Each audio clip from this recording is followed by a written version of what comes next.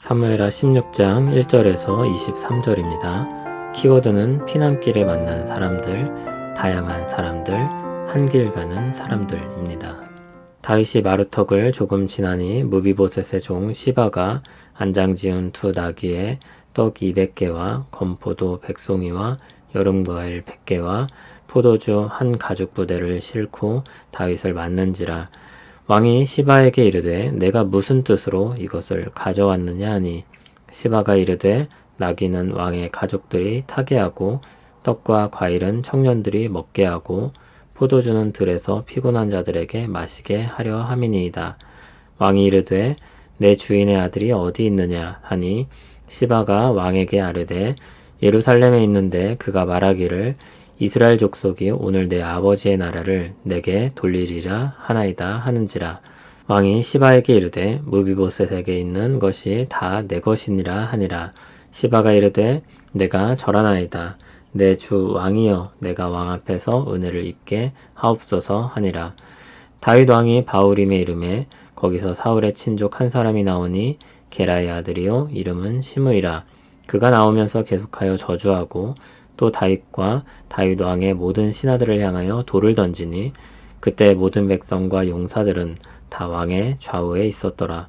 시므이가 저주하는 가운데 이와 같이 말하니라. 피를 흘린 자여 사악한 자여 가거라 가거라. 사울의 족속의 모든 피를 여호와께서 내게로 돌리셨도다.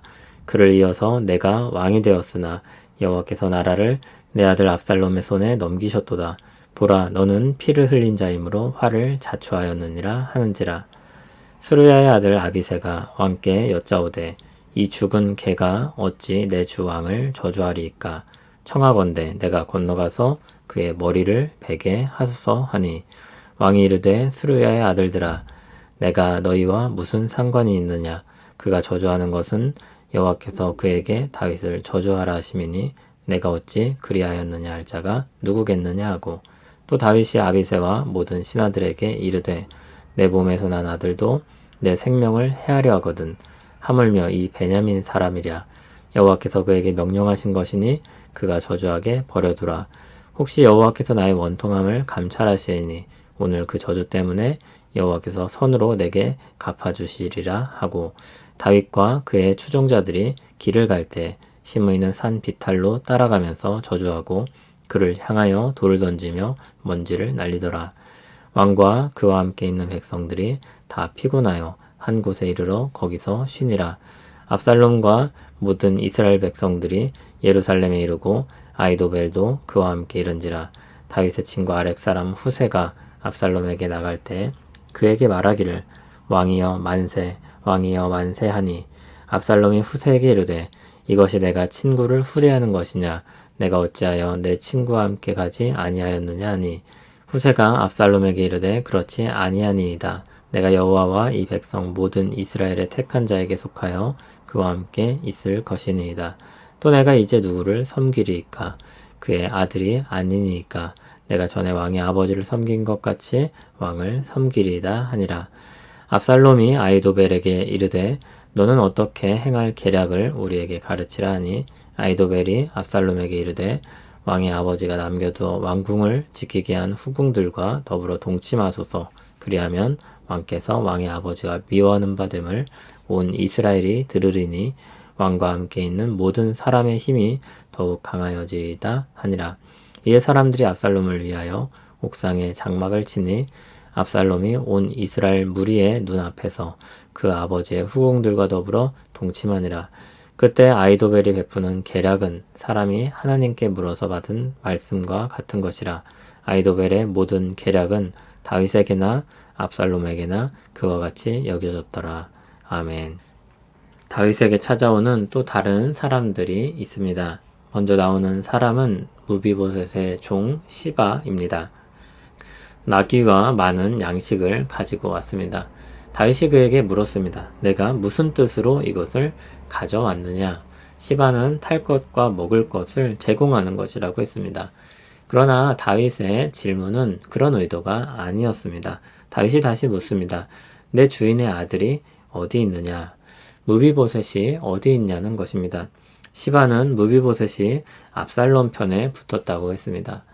다윗은 따로 알아볼 여력이 없어서였는지 아니면 정말 시바의 말을 그대로 믿었던 것인지 일단 그의 행동을 긍정적으로 받아들이는 것처럼 보입니다.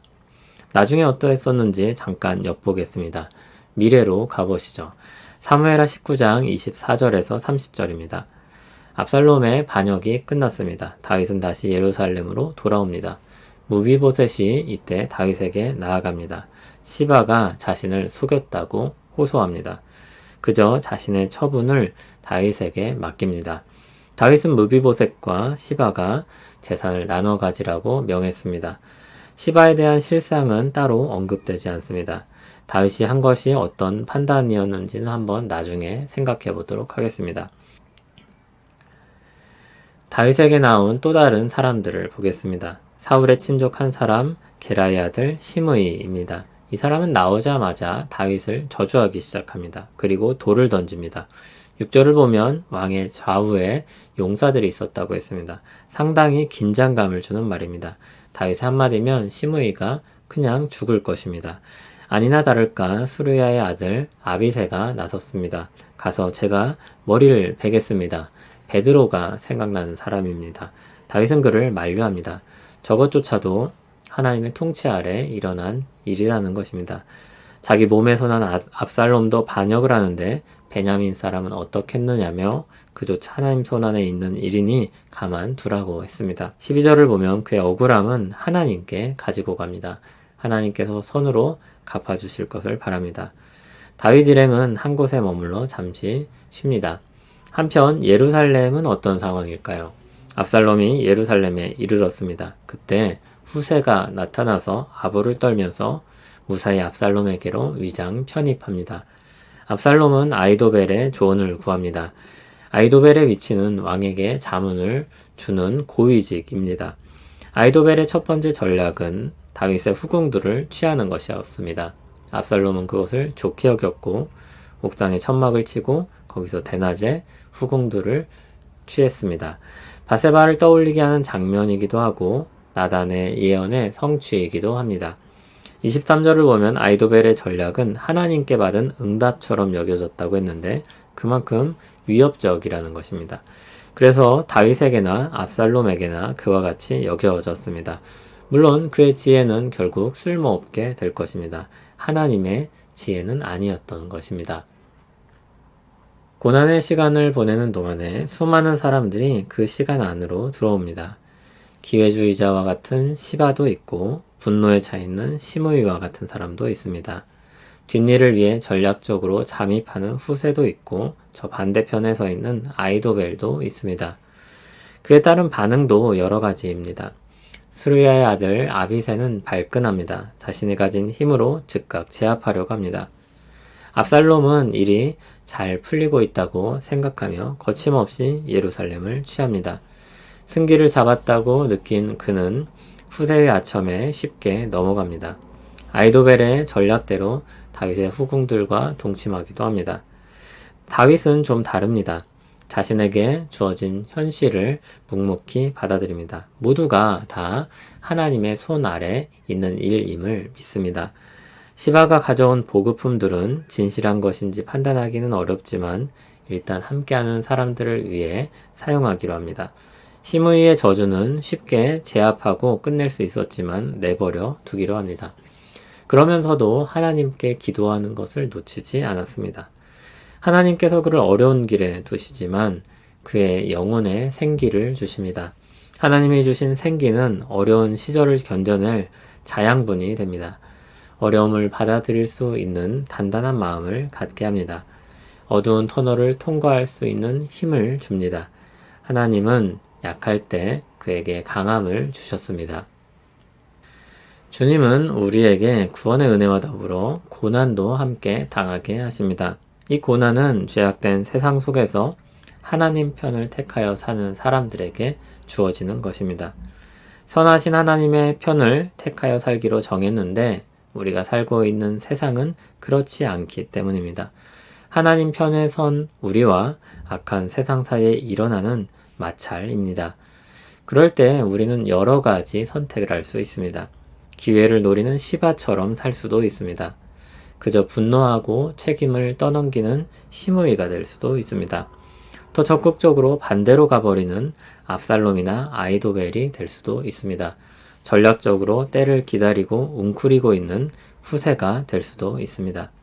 많은 사람들이 이 사람들이 했던 일들을 다 해보았을 것입니다. 누구나 이들과 같을 수 있습니다. 그런 가운데서 주님은 우리를 빼내시고 자신의 모든 것을 하나님께 맡기는 다윗이 되게 하십니다. 결국 모든 것을 지나 보낸 후 사도와 같이 모든 것이 하나님의 은혜라고 고백하게 하실 것입니다. 이 결말을 향해 우리는 가고 있는 중입니다. 수없는 갈등과 아픔과 슬픔을 경험하면서 하나님 앞으로 가고 있습니다. 그 길을 함께 가는 사람 중에 하나로서 오늘 말씀을 새기며 응원합니다. 세상이 얼마나 하나님에게서 먼지 모릅니다. 그럼에도 그 먼 곳에 있던 우리를 찾아오시고 불러내시고 주님께로 가게 하시니 감사합니다. 길이 고단하고 지칠 때 주님이 함께 하심을 알게 하시고 느끼게 하옵소서. 주님이 주신 생기로 우리를 살게 하옵소서. 예수님 이름으로 기도합니다. 아멘.